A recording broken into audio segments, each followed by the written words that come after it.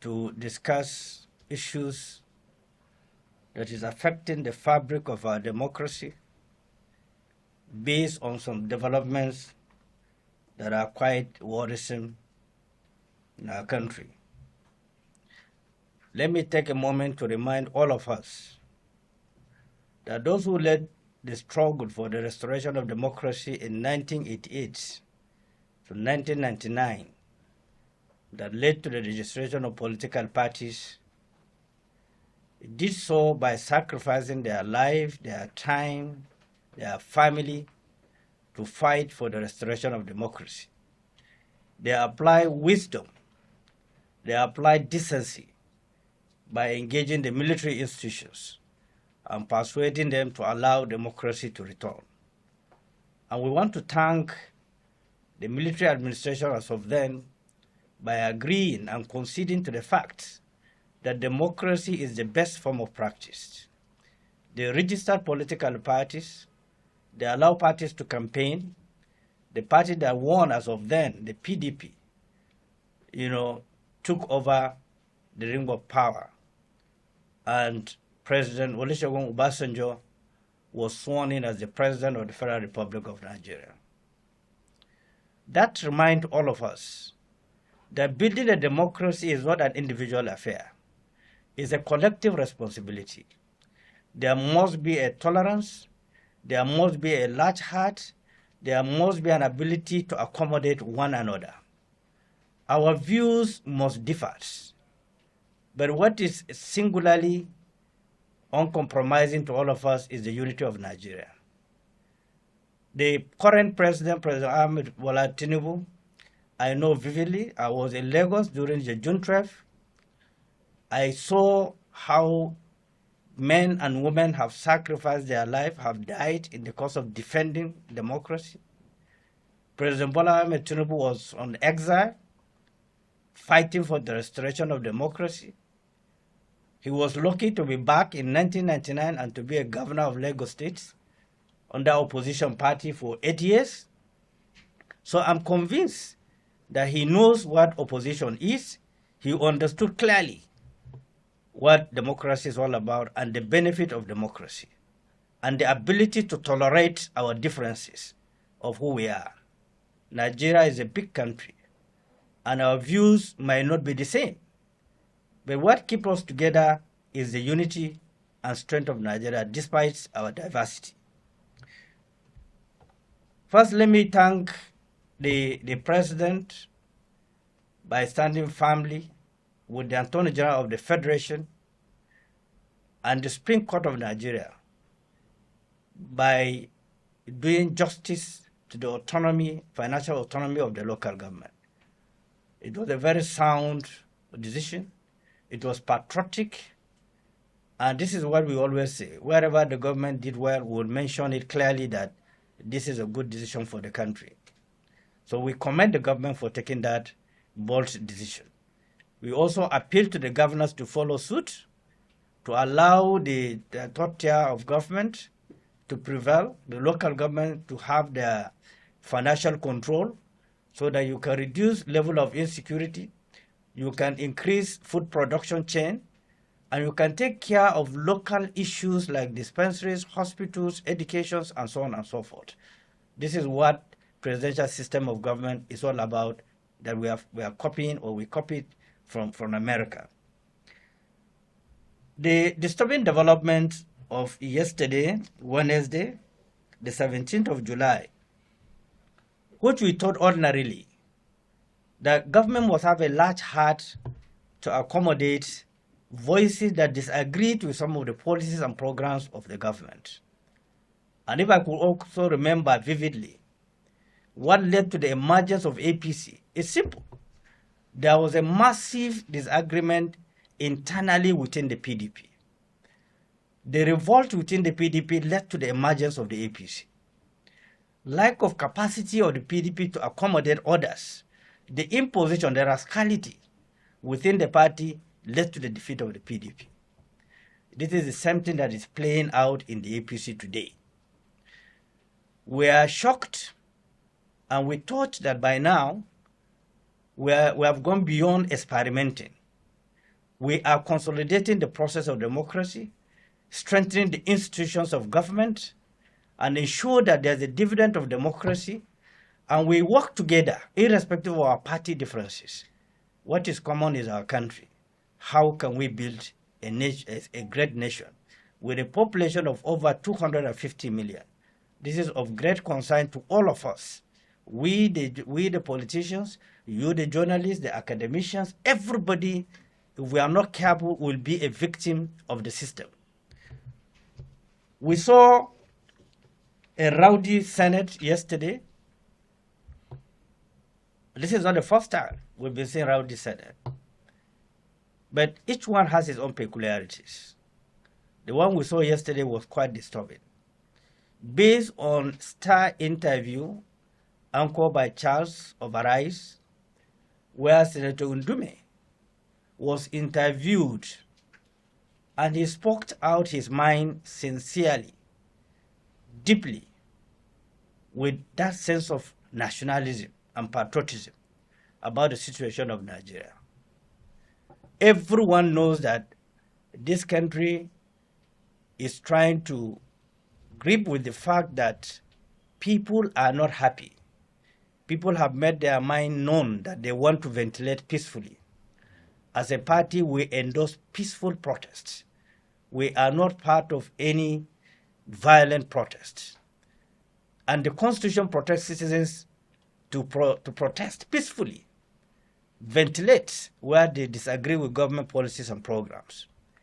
And I thought this government is very, very smart to look at what Senator Ndume have said, the way he puts it through, which means that he have taken the burden off the government by representing the entire people who disagree with some of the policies, the overtaxations of the government, by telling the government the truth that Nigerians are not happy.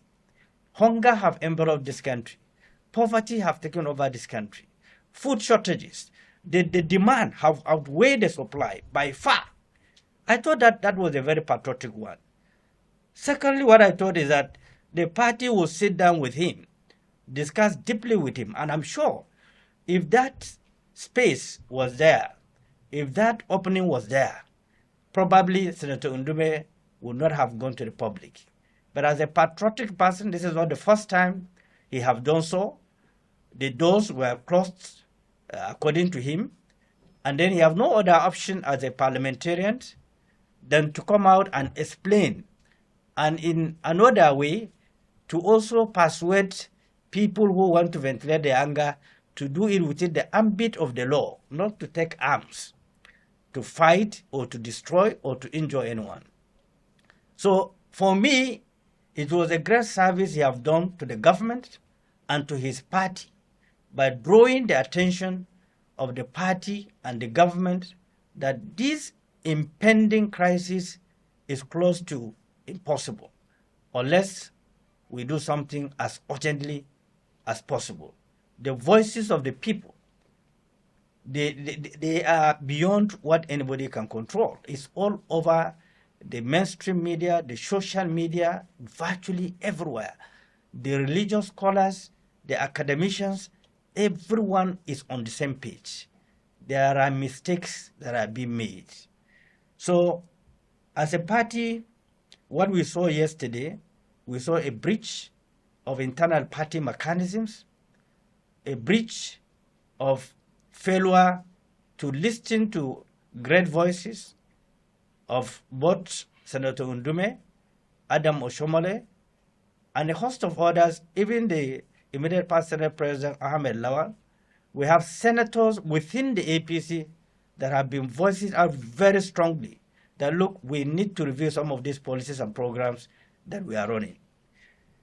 Unfortunately, a letter from the APC, emanating from the APC caucus, signed by the chairman of APC and the secretary to the Senate, urging them or directing them to remove the chief whip, Senator Ndume, not only removing him, telling him that he is free to leave APC to any other party of his choice.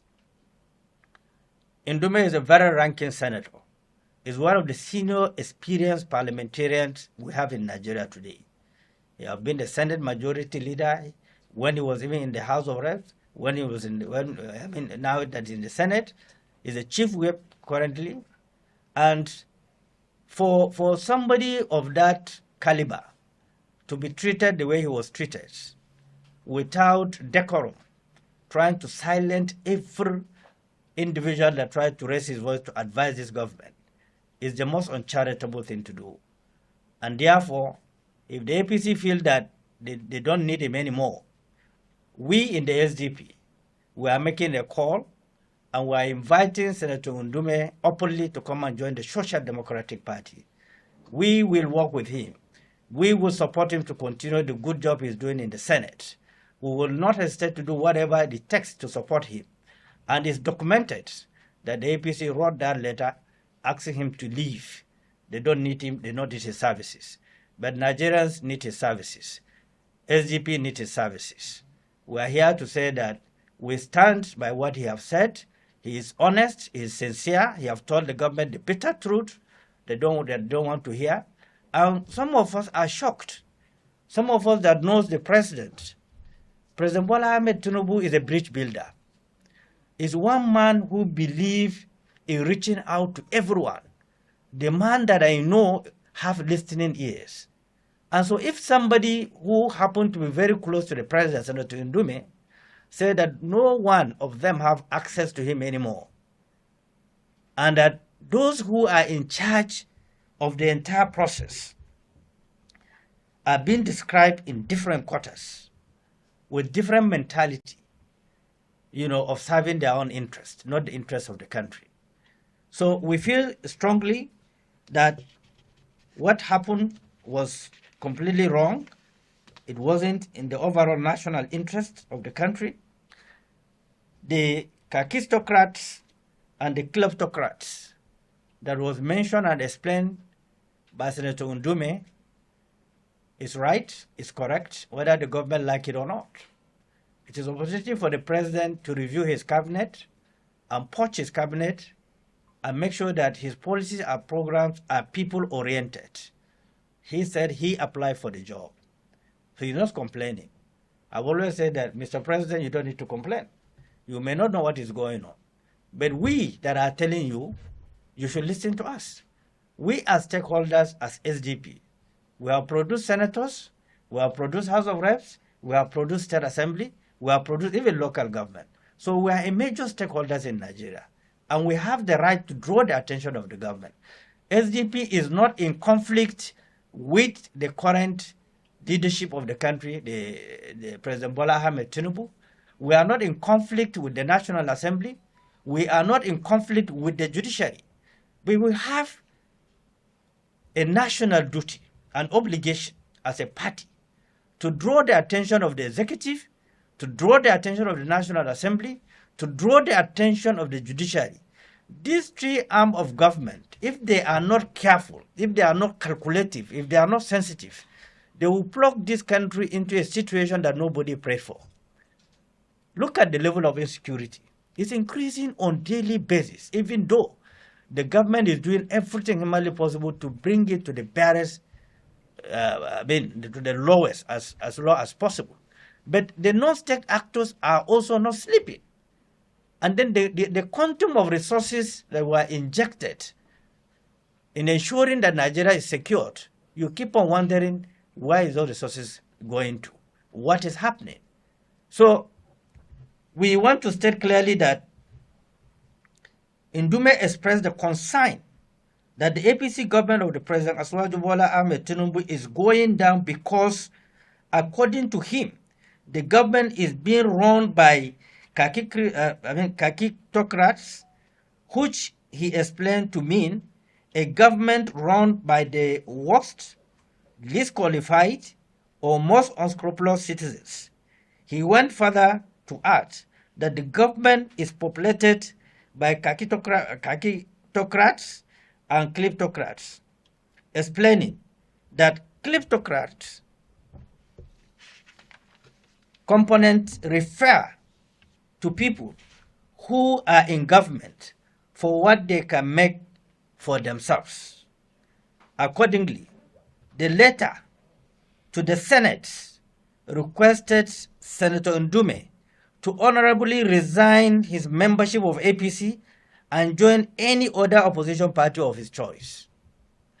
That letter emanated, as stated, and circulated in the media from the APC party management, which give him the right and the latitude to move if he want to move. It's a documented letter. I'm sure they have the CTC of that letter. Based on the following, we in the SDP, we want to state clearly. First, we stand before you today to address a press conference that threatened the very fabric of our democracy. The recent removal of Senator Ali Ndume as Chief Whip of the Senate, coupled with the intolerance displayed by the presidency and the All People, the Progressive People Congress APC, is a stark reminder of the danger of unchecked power. Senator Ndume's criticism of the government policies and their impact on Nigerians is not only legitimate, but also a testament to his commitment to the well-being of our citizens. Yet, instead of engaging with his concern, the APC leadership chose to silence him through removal and intimidation. We also heard, we are not sure, rumors going around that our dear patriotic media men who are committed, sacrificing their life, covering every event, releasing them the way they are, there was some attempt to invite them through some envelope to water down what happened at the floor of the Senate. We had some of them who were patriotic enough to say, no, we are doing our duty, and will continue to do their duty. And this is what we expect of the media. And some of the great media men that are here that I know over decades, they are very committed and loyal people. Let me tell you, Nigeria is for all of us. If we refuse to do the right thing, then the fact will haunt all of us. We have nowhere to go. We may disagree, but the unity of Nigeria, strengthening our unity, is our fundamental responsibility. Nobody can do it for us. There is no foreigner from anywhere that come and solve our problem. No foreigner. We have three sets of minds. The great minds that think and analyze what the future would look like, what can make the nation great, what can solve the problem of Nigeria. And you have the middle minds that analyze events. That's what they specialize in doing. Very low people, what they think of, look, this event happened here, what happened there.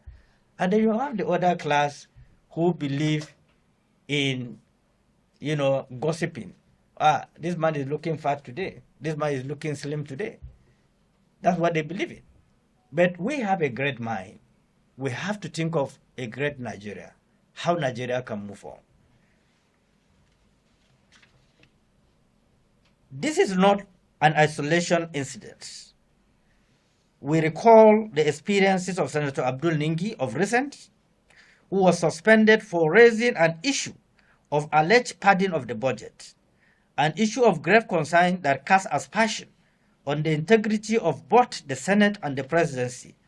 Recently, the former president of the Senate, Senator Ahmed Lawal, also raised serious concern, and Senator Adam Oshomole suffered similar fate for speaking the truth to power. This trend is alarming and undermining the principle of democracy and fair hearing.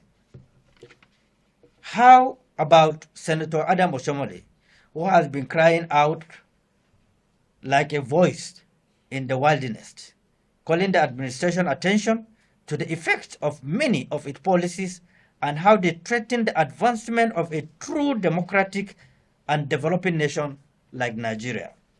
Personally, the President Bola Asuwaju that I know and interact with is a bridge builder who over the years have proven to be people-oriented and tribalized. He welcomes everyone with open arms and is always ready to make adjustments upon the proof of superiority of ideas and knowledge. But what we witness currently is a president under whose watch uncalculated decisions are made, which effects has set the country on free fall in almost all ramifications. The only thing left for our country now are human beings who cannot tell where their next meal is coming from. A people who cannot close their eyes, who cannot close their two eyes to sleep without their life being threatened by insecurity. This is the democracy that our compatriots, including Bola Ahmed Tinubu himself, fought in the good days of our military rule in Nigeria. I don't want to call it dark days. I believe we are all Nigerians, whether we are in uniform or civilians or politicians. Both the politicians and the military have contributed to the development of Nigeria. We are partners in progress. They belong to a different field of protecting the territorial integrity of Nigeria. So I'm one of those who disagree to call that period dark day periods. Every period has its dark days. This democracy that we are, there is no time in history that Nigerians lost their life, killed and maimed and kidnapped with barbarism like this democracy that we run. So for me, good days of the military administration then. The SDP believe that criticism is essential to a healthy democracy, and we will not stand by idle while the APC seek to stifle dissenting voices.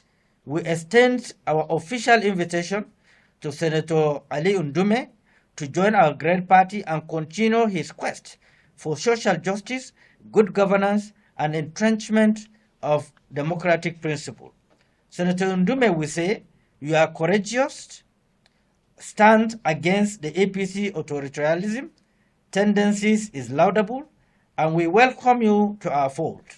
Together, we shall continue to advocate for the right of Nigerians and ensure our democracy remains vibrant and inclusive. To the APC and the presidency, we say, embrace criticism, listen to the concerns of Nigerians, and work towards building a more inclusive, participatory democracy. Let us all unite to restore Nigerian democracy and ensure that the voices of our citizens are heard. Thank you very much. There is any question? We are ready to. The senator is a product of the party. The senator was here with me. We've been discussing a lot of issues. We are not silent on this, just the way the headquarters of the party are up and doing in terms of advising this government. I also know, and you are also aware, our elected members have been coming here to the Secretariat to brief us. Our elected members in the State Assembly have also visited the Secretariat to update us what they are doing in their various states assemblies. We are not a party that will just sit and allow things to go unnoticed. We are very, very alert. And of course, you know, the chamber have different components of elected people from different platforms. But that is not the concern of today. The concern of today is that the National Assembly is a symbol of our democracy. If the National Assembly is being weakened, if the judiciary is being weakened, look at what is going on with the judiciary. I just saw a publication of People Gadget or something, talking about the corruption indexed in Nigeria. They rated judiciary as the most corrupt institution that have collected money more than the police, more than the politicians, more than any other institution in Nigeria. And that is the last hope of a common man, the judiciary. We were bite terribly as a party through the judiciary.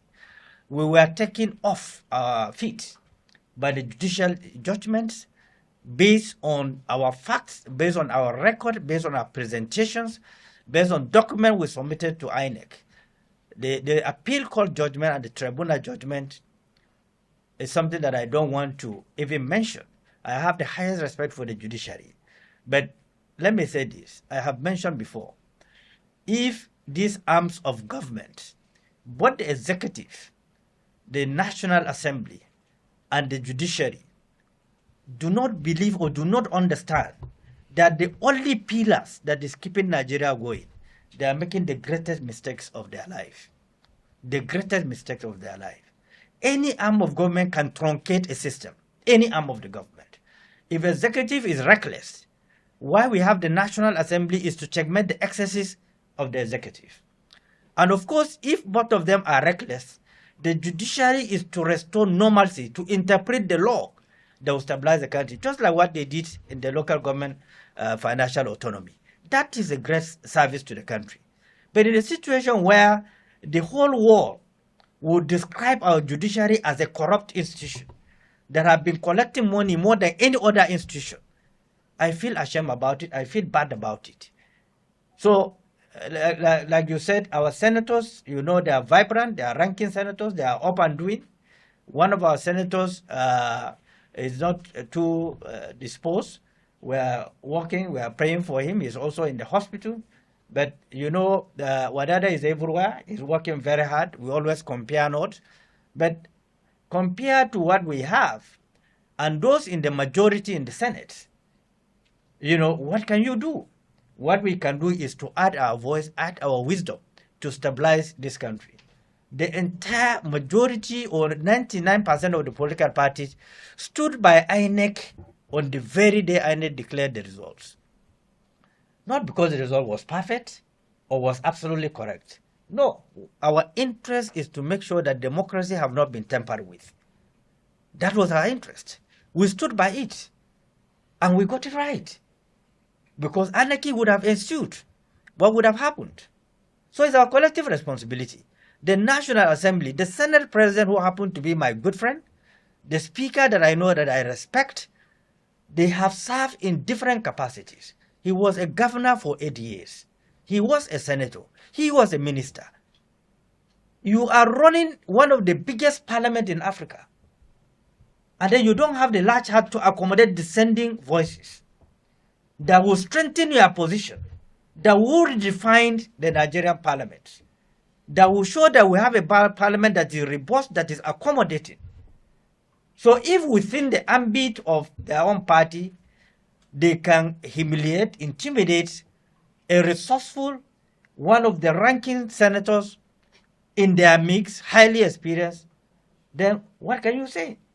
You can see how PDP have gone down. There's no single voice from the PDP today. So are we really fighting to protect democracy? Are we pretending? Are we doing it just for our stomach? What I'm doing is not that I'm comfortable with it. It's a major sacrifice that we are doing. Telling them the truth. They might not like it. We saw some people recently went on air, said that they criticized somebody, he sends assassins after him. This is what we know has happened. So many politicians have been assassinated. It's not as if we are comfortable, but then we cannot abandon our country. We cannot be intimidated. Some of us are product of guts.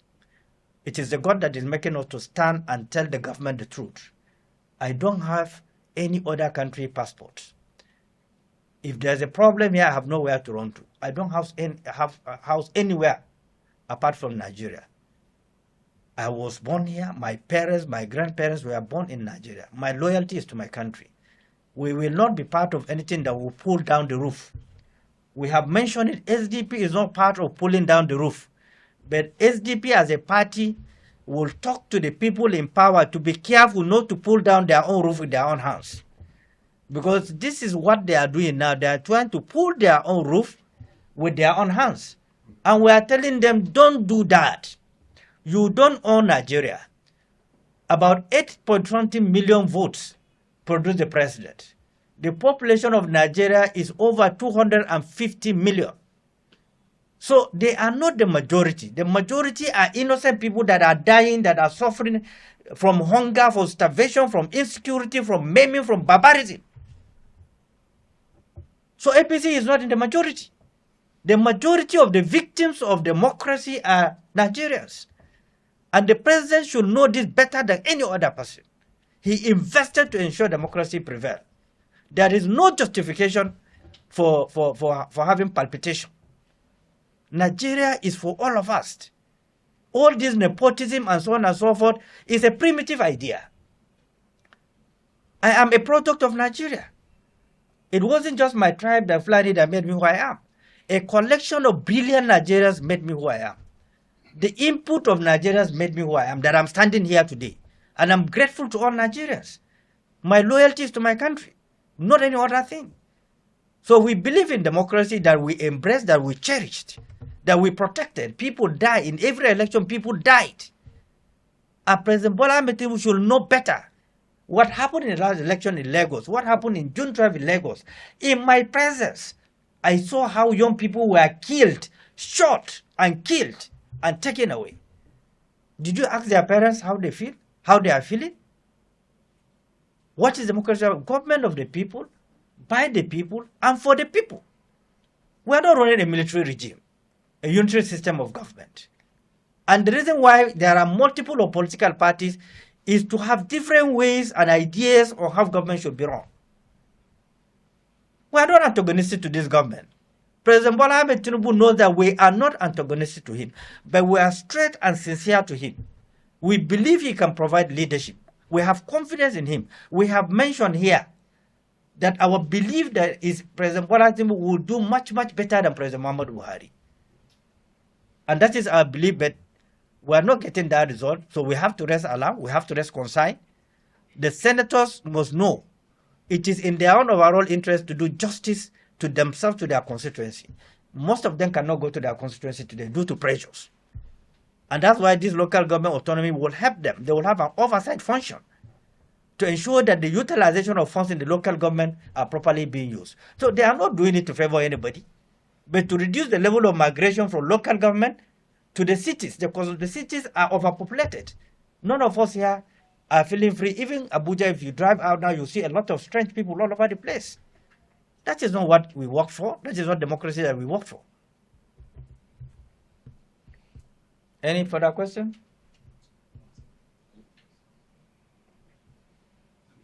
So I want to thank you once again. We appreciate you are coming all the time. One more clapping out for the press.